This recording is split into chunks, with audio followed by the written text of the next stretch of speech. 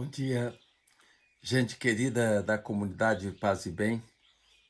Estamos hoje aqui nesta terça-feira, dia 22 de outubro de 2024, para apresentar o programa Paisagens de número 66, cujo tema vai ser Cuidar até o fim, em defesa dos cuidados paliativos. Quero então falar um pouco sobre a obra de uma autora que considero muito singular, importante. Trata-se de Ana Cláudia Quintana Arantes, médica formada pela USP, com pós-graduação em psicologia e especialização em cuidados paliativos, que é a área onde ela atua como docente em prática e ensino em cuidados paliativos na Associação Casa do Cuidar, que ela também é uma das responsáveis. Ela, hoje no Brasil, é uma das profissionais de saúde mais competentes para lidar com esse tema tão complexo dos cuidados paliativos, né? Sua proposta de trabalho é simplesmente encantadora, a de cuidar dos enfermos até seus dias finais. É como se fosse alguém que estivesse doulando a morte, sempre com o intuito de levar a viver a morte como experiência de paz. Tão importante essa questão aí, nós que estamos trabalhando esse tema do morrer já há alguns programas, né? Viver a morte como experiência de paz. Ela é autora de outros livros conhecidos, porque eu vou falar aqui de um livro de 2024, e ela tinha lançado antes um livro chamado A Morte é um Dia que Vale a Pena Viver, publicado pela editora Sextante em 2019. Depois, publicou outro livro chamado Histórias Lindas de Morrer, da mesma editora, em 2020. E hoje, então, eu quero me concentrar aqui no seu mais recente livro, Cuidar até o Fim, que deu o título ao programa. Publicado também pela editora Sextante, do Rio de Janeiro, em 2024. E vou me concentrar aqui nos capítulos 9 e 10 do livro, que abordam sucessivamente as questões como é morrer e futilidades. No capítulo 9, ela trata a singular questão do que ela chama de dissolução dos elementos que ocorrem no processo do morrer. O primeiro elemento que se dissolve, segundo Ana, é a terra, o corpo. Ela sublinha: o paciente pode pesar até 30 quilos, mas quando vivencia esse momento da dissolução da terra, ele terá a sensação de que carrega 5 toneladas. É como se o corpo fundisse com a terra, com o mundo, e imobilizá-lo fosse tão pesado quanto empurrar o planeta. é um tempo de muita fraqueza. Uma fraqueza que não está relacionada com a falta de nutrientes. Isso é muito importante.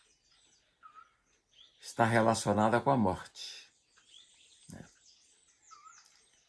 Porque ninguém morre forte, a não ser em casos de acidente ou assassinatos, uma morte súbita. As pessoas, em geral, morrem enfraquecidas, né? Não é só, então, questão de falta de alimentação, e daí ocorrem tantos equívocos no modo de lidar com os doentes nesse momento, não compreendendo o que significa a dissolução da terra. O segundo elemento que se dissolve é a água. Nesse momento, como lembra Ana, o paciente entra numa fase de introspecção. Fica mais reservado, mais pacífico, fica mais silencioso, às vezes até com os olhos fechados. É o momento em que o paciente entra num mergulho interior. É como se estivesse buscando a essência da vida. Nesse caso, para nossa surpresa, é até mais confortável para o paciente ficar discretamente desidratado. Infelizmente, diz Ana, dado o despreparo dos profissionais de saúde nas nossas UTIs, não se respeita esse processo, esse momento, e se faz recurso, muitas vezes, a uma hidratação indevida, que prejudica a vivência desse momento. Em seguida vem a dissolução do fogo. É quando o paciente começa a mostrar o que há de mais bonito dentro dele. A nível celular, é como se cada uma das células tomasse consciência de que seu tempo está acabando e se empenhasse em mostrar o melhor de si. Por vezes, nesse momento, o paciente melhora tanto que parece nem estar mais doente. É o que eu digo, que parece semelhante com o que acontece com determinadas árvores que, no momento derradeiro, favorecem a florada mais linda. Você fica impressionado, mas logo depois elas fenecem. Acontece assim também. Essa melhora que acontece com os pacientes nesse momento constitui, segundo Ana, a manifestação simbólica da nossa expressão do mundo. É como se cada pedacinho de nós estivesse determinado a deixar sua mensagem e a se despedir. Por fim, a dissolução do ar. É quando o sopro vital que nos foi doado no nascimento, vem devolvido ao universo, porque nossa missão se cumpriu. É quando a respiração fica estranha, com muitas variações, e começa a se dar o parto da alma. Não é incomum, diz Ana, que nesse momento ocorra algo singelo, como uma lágrima que cai no rosto. Mesmo estando o paciente desidratado e vivenciando um processo de morte absolutamente natural. Aquela lágrima talvez represente a hora em que a alma nasceu e o último suspiro, o ponto final de uma trajetória de vida. Então é muito interessante essa forma delicada com que Ana trabalha a dissolução dos elementos e que é tão fundamental que os profissionais de saúde tenham consciência desse processo. No capítulo 10 do livro, Ana traz logo no início uma questão fundamental. Trata-se da tentativa que muitos fazem em forçar a alimentação para quem está padecendo. Os que já vivenciaram essa situação com parentes, amigos, uma situação muito pesada, difícil, querer forçar a alimentação para alguém que não tem condição de recebê-la. E diz Ana, não ser necessário ficar assustado com isso, pois a alimentação não adiciona nenhuma regeneração ao corpo que está adoecido. Muitas vezes, o corpo só diz não à alimentação quando ela deixa de ser necessária. Em casos precisos, diz Ana, interromper o uso de sonda para alimentação é uma ação ética. Importantíssimo isso.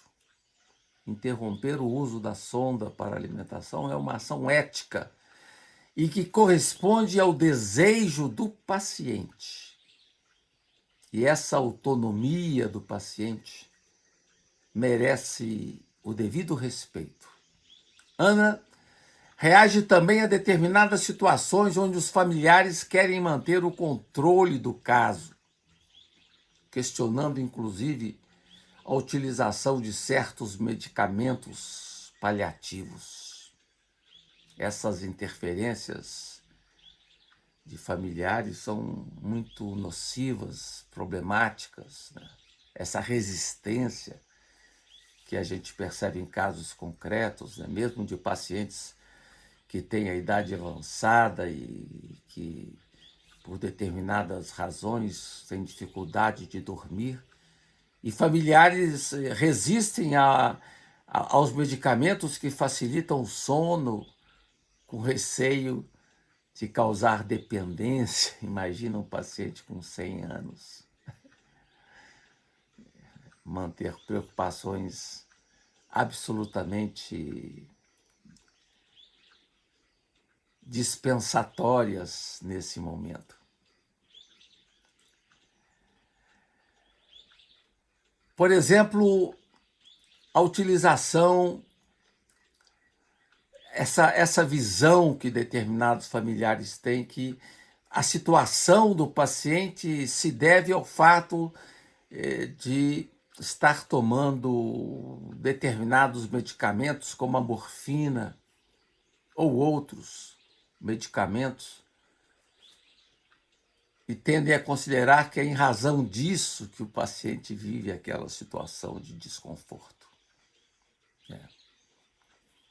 E Ana, na contramão dessa visão, diz com acerto, diz ela, sabemos que a causa da morte foi a doença.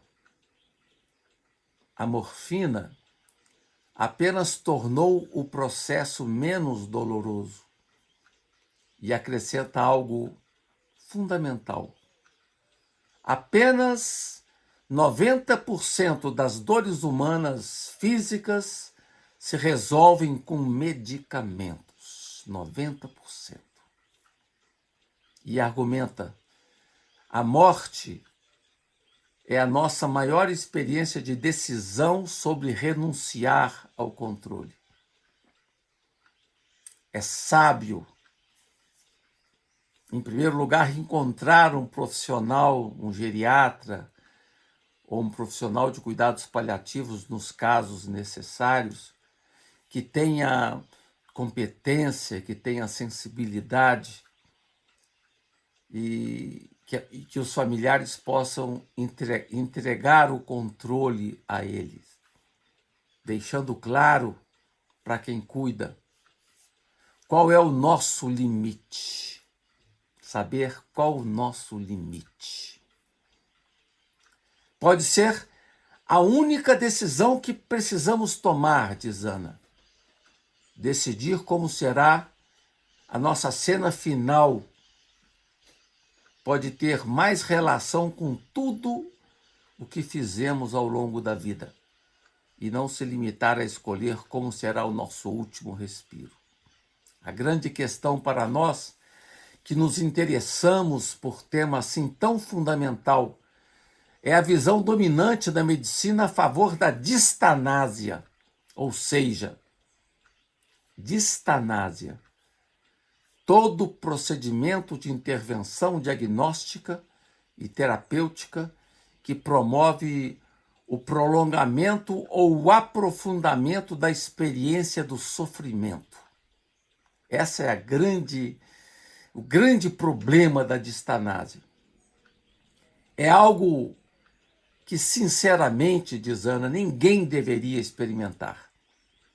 Trata-se, em verdade, do uso obsessivo de recursos, resultando no aumento do sofrimento do paciente.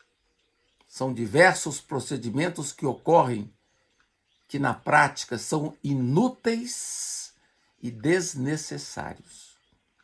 A tarefa do cuidador, lembra Ana, é de estar profundamente atento a toda a dinâmica do paciente.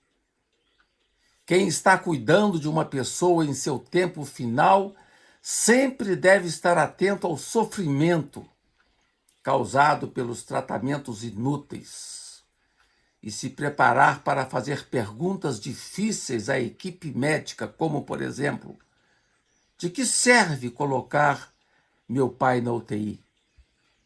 Ele vai voltar à vida se for para a UTI? E outras questões similares. Não é incomum encontrar profissionais de saúde que, nesses casos, falam em milagres. E Ana volta ao seu argumento fundamental, que se baseia na tese dos cuidados paliativos. Diz ela, a meu ver, desaconselhar ou até suspender tratamentos fúteis que só prolongam o sofrimento de um ser humano é uma conduta profundamente ética e compassiva. Sem dúvida, diz ela, estou profundamente de acordo.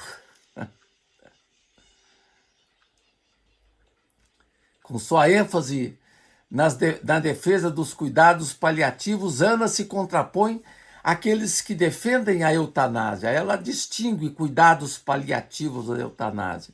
A eutanásia, diz Ana, é a eliminação do sofredor, enquanto o cuidado paliativo é o alívio do sofrimento. A autora justifica a sua opção entre o alívio e a eliminação. Ela prefere ficar com alívio. Não que ela seja contra a eutanásia, ela é bem clara com respeito a isso. Ela não se diz nem contra nem a favor e argumenta: não cabe a mim dizer a um paciente que deseja a eutanásia que isto é um absurdo, porque não sei o fardo que o paciente carrega. Ela sublinha, porém, que não faz eutanásia e que mesmo que a eutanásia fosse liberada no Brasil, ela diz que não faria provavelmente. E argumenta que a sociedade brasileira não tem ainda a maturidade humana para discutir um tema tão complexo. Para ela, o debate mais honesto envolvendo a temática da eutanásia só poderia ocorrer quando pelo menos 90% dos brasileiros pudessem ter acesso aos cuidados paliativos. E, na verdade, o que ocorre hoje no Brasil é que apenas 0,3% dos pacientes têm acesso aos cuidados paliativos. E há também outra questão no Brasil, que é o despreparo dos profissionais de saúde em lidar com a questão dos cuidados paliativos. É duro ouvir isso, Diana, que apenas 0,3% da população que precisa de alívio do seu sofrimento recebe algum tipo de cuidado paliativo, o que significa, na prática, que a maioria dos pacientes terão que lidar com as dores da distanásia. Eu concordo com Ana em sua defesa da ortotanásia, que se traduz pelo respeito ao tempo da morte, ou seja, o trabalho efetivo para que os pacientes possam receber todos os cuidados para aguardar esse tempo com a serenidade possível, sem dor, sem incômodos. Ana fala também da presença em nosso país da mistanásia, ou seja, a total ausência de cuidados no tratamento das doenças terminais. São situações dolorosas onde os pacientes não têm acesso a diagnóstico, a tratamento, muitas vezes sequer obtêm uma consulta ou um exame para avaliar a gravidade da sua doença. E ela cita casos de médicos que simplesmente decretam a irreversibilidade da doença e tiram o time de campo, recorrendo a desculpas diversificadas, como, por exemplo, a dificuldade de agenda. E casos também muito dolorosos que ocorrem no Brasil, que é a ausência de médicos para lidar com o caso de doentes crônicos. Os médicos evitam cuidar de doentes crônicos, né? E essa carência é dolorosa. Segundo Ana, simbolicamente, a morte de um ser humano pode acontecer quando ele perde a capacidade de estar presente na própria vida e se torna um zumbi existencial. É duro observar o dado levantado por Ana com respeito à taxa de suicídio entre os idosos, que se torna mais elevada entre aqueles que estão na faixa dos 80 anos. São questões difíceis, que merecem uma reflexão mais apropriada e mais aprofundada. Então é muito interessante essa defesa que a Ana faz dos cuidados paliativos ou da ortotanásia, que eu também concordo, mas que infelizmente no Brasil, em razão de uma grande variável de causas, o que ainda predomina e prevalece para a nossa grande preocupação, ou é a distanásia, ou então a mistanásia. Queria agradecer a todos aqui pela presença, e em particular ao Felipe Albani pelo apoio técnico. E a gente retorna na próxima semana. Paz e bem.